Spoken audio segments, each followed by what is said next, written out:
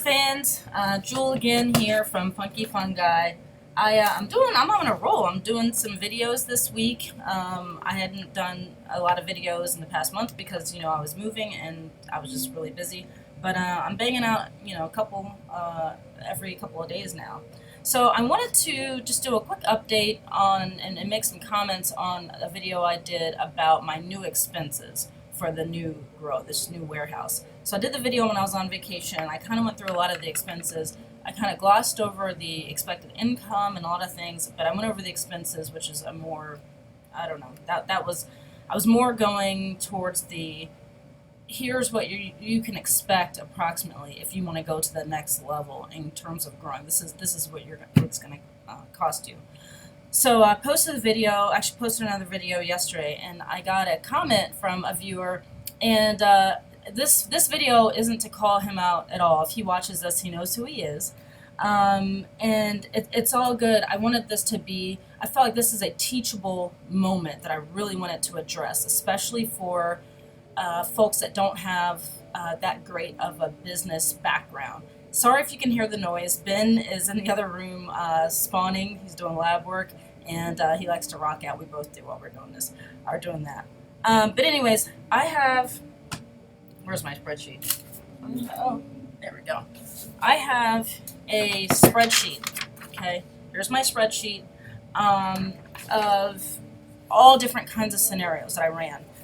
As a background, if you don't know me, I'm a certified financial planner. Actually, probably let it lapse, I don't know, a few months ago. But I'm a CFP. I was a financial advisor, a private wealth advisor from the year 2000 until 2000 and, when was my daughter born? 2012? She's 5 now. 2006, something like that. My husband and I had a joint practice together. When I was pregnant with our third kid, I decided to leave the practice. And that's why. And whatever, I'm saying all this to tell you that I know what the hell I'm talking about with numbers and with finance. So that is my background. I've been a business owner for a very long time, and I'm a CFP, the highest designation you can have as a financial planner. More than an MBA, more than any other thing, a CFP. Only 5% of advisors are CFPs. So just to give you a background so I know what I'm talking about. So the comment though, and again, this is no shade. This is a teachable moment. It's like a slap and then a I don't know, slap and a comment. So I'm gonna skip the first part. It says, between you and TR, I feel really excited to start my own mushroom business. He has the business experience that you clearly lack. But I'm brand new to wanting to start doing this, but not brand new to business. I very much enjoy your enthusiasm and add to the fact that I'm easy on the eyes. Well, Boo, I'm so glad that you find me attractive, and so I just responded with a very nice comment. And I don't know that I clearly lack business experience. I don't know exactly where that came from, and I don't know if that was really meant to be mean or whatever, but I took the compliment and didn't worry about the rest. So the spreadsheets that I went through, okay, I have it here. I went through every possible scenario. There's so many scenarios, but I went through ones that that I thought were good possibilities. I went through all of my known expenses, if you recall, my rent, my loan payments to actually get this going, my electric. My electric is something that is going to change, so I had to kind of guesstimate on that.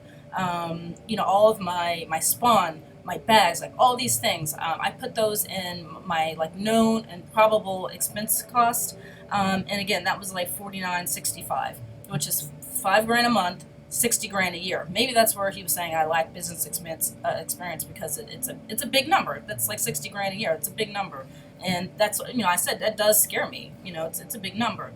On the flip side of that, I also have to look at the gross income and net income because of that from those expenses that are probable that we're shooting for. And so I didn't want to get all into my business, how much, but we're just going to dive into it. So if we go into those numbers, so I have my spreadsheet, I have monthly gross and net income figures for $8 a pound, $9 a pound, $10 a pound, and I have them for every breakdown for 200 pounds, 250, 300, 350. Okay, that's how organized and detailed I am because I want to know, okay, if I'm doing only 200 pounds at $8 a month, I'm actually negative. I need to know that. I need to know my absolute bare minimum of what I need to be doing. So I'm not going to go through every single one of those today, but I am going to go through two figures. I'm going to go through $10 a pound at 300 pounds a week and at 350 pounds a week. Now we're shooting for 350 pounds a week. I lowball everything. I'm going for 300 pounds. I'm focusing more on the 300 pounds, and I'm really actually focusing on the $9 a pound figures.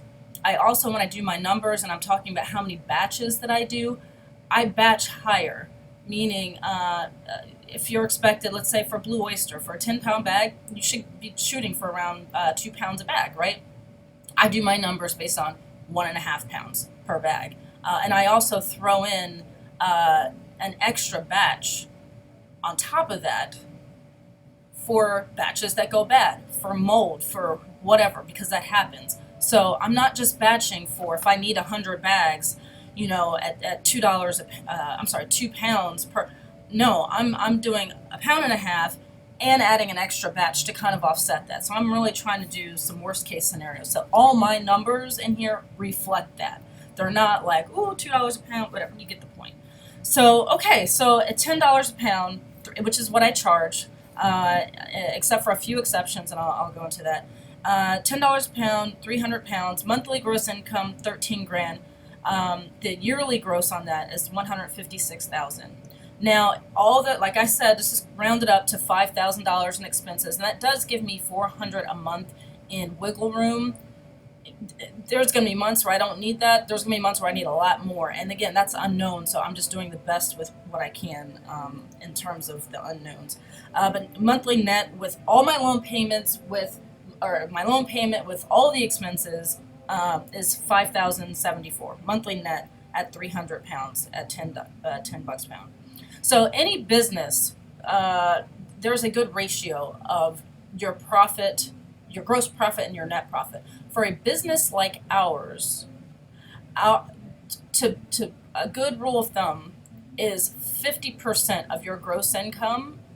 If you get 50, if you get 50% net, if you're 50-50, net gross, that is like amazing. You are a rock star in a business like ours. There are some businesses, more office businesses, stuff like that, like my husband's business, where it should be a little bit higher. But we have a lot of physical costs like buying stuff, electric.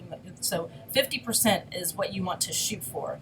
If it's lower, if your net income's a little bit lower, 40%, still really, really good. But 50%, like you're rocking it out.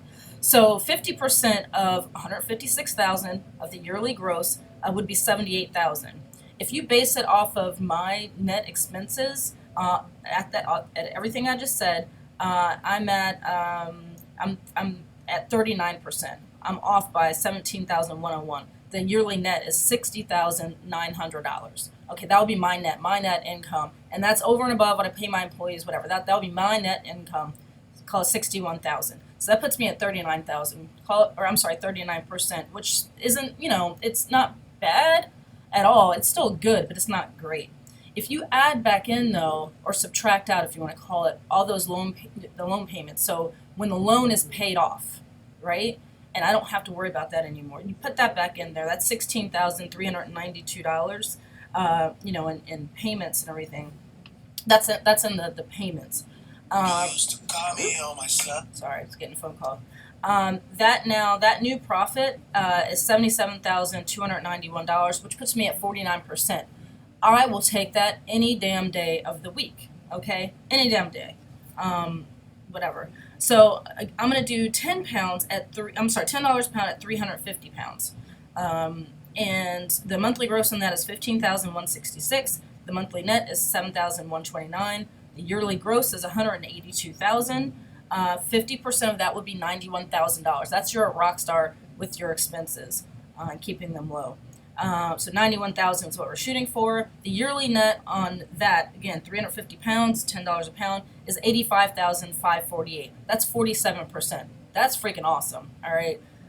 Again, if you add back or subtract, however you want to call it, the actual loan amount, the loan expense, you're at 101,940, which is 56%. I mean, that's really, really good. All right. So again, $10 a pound, that's like the best. That's what I'm shooting for. I'm not going to be there. Um, there's a couple reasons why. It's not always going to be $10 a pound. It will be somewhere between $9 and $10 a pound. Hopefully more towards the 10. And there was like call it 6 weeks that I was actually down at 8. But we're back at 10 now after this move.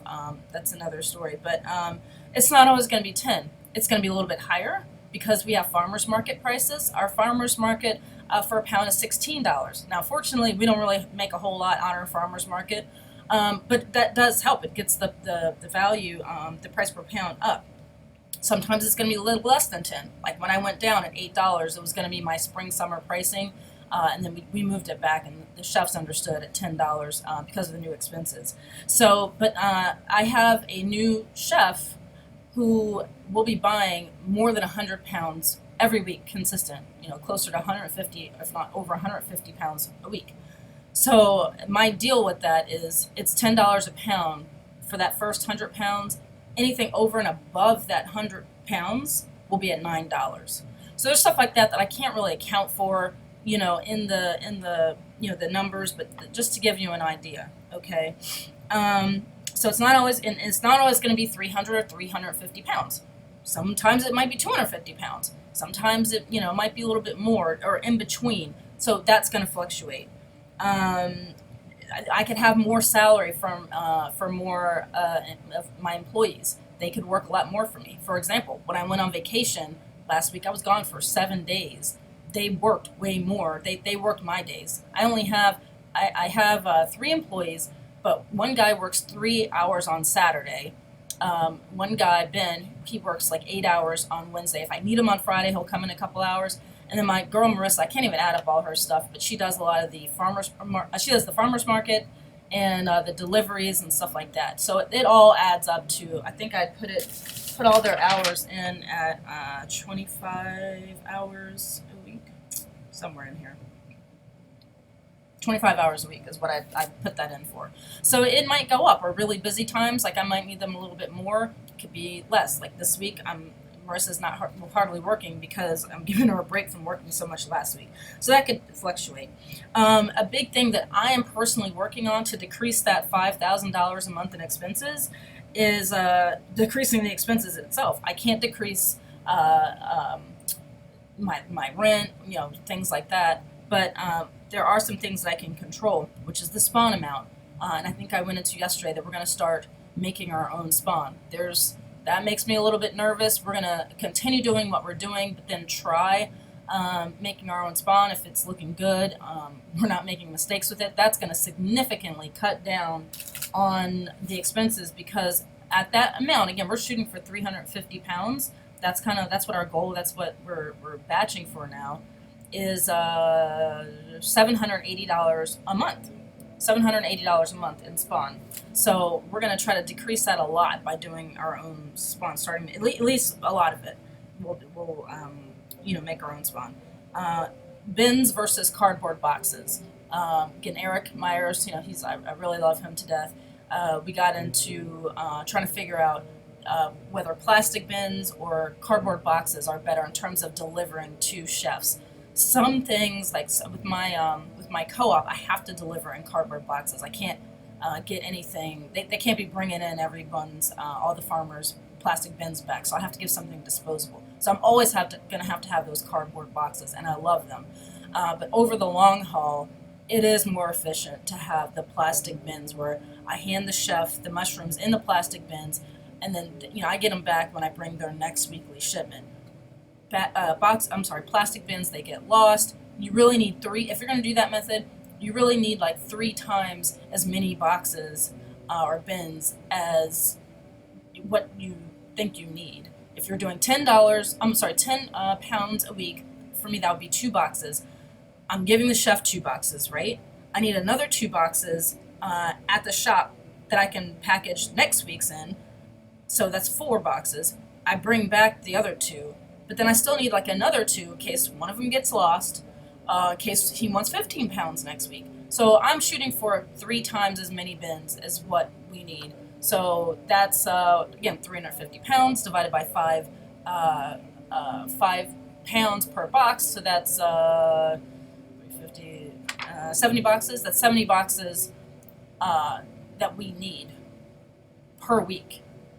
Times that by 3, that's 210 boxes a week. There are 210 boxes that we need basically to buy, and they're not cheap. They're like $10. That's without shipping. So it's things like that. Having to make those decisions, like, all right, do I make that huge purchase, or I'm going to do it over time? Maybe buy like 100 and then 100, or whatever, 50, 50, 50. So it's things like that that I'm working on my spreadsheets, whatever, on ways to cut down on that monthly expense amount to get it from 5,000 down to lower than 5,000, and preparing for things that are unforeseen. As I would tell any of my personal clients as an advisor, is if you are a single person, you want to have 6 months worth of your expenses, in cash or in liquid assets. I consider this business for me to be a single person. If it was just for your own personal, if you're married, you can make that three times of your monthly expenses, because likely if something happens to your job, your spouse, unless you all work together and everybody gets cut, your spouse will still have their income if it's kind of even. So, but I'm considering, myself. I need to run this ship by myself, and there's no one else that's going to do it. So my goal is to have 6 months worth of my expenses, the main ones anyways, tucked away. I'm starting with three months worth, because to get 6 months worth, that's a lot. I'd rather, I need to pay down some of the debt, but I do want to get, bare bones. I want to get rent and electric and stuff like that, those fixed expenses covered at least for 3 months. So that's pretty much it. So I really hope that this has been helpful. I know I ran through the numbers a lot. I would really recommend that you all do the same, especially, obviously if you're doing this as a business. Run different numbers. You're not going to ever hit that exact right scenario. Stuff's going to come up. It really is. But as long as you have a guideline and you're going back, I'm reviewing this like every week now because it's so new and fresh, and we're in the hustle. But once things kind of settle out, once a quarter, once every 3 months, I'm going to go back, revisit, and redo my business plan, relook at it to see if anything has changed. How are those numbers comparing? Am I way low? Am I higher? And so, we'll just keep doing that every 3 months to go back and revisit, relook, and see where we're at on percentages and all that. So, again, hope you find this helpful. If you do, give it a thumbs up. If you haven't subscribed, you better go ahead and subscribe. Come on. And, if you like these videos, just keep on watching. I really appreciate it. Thanks so much.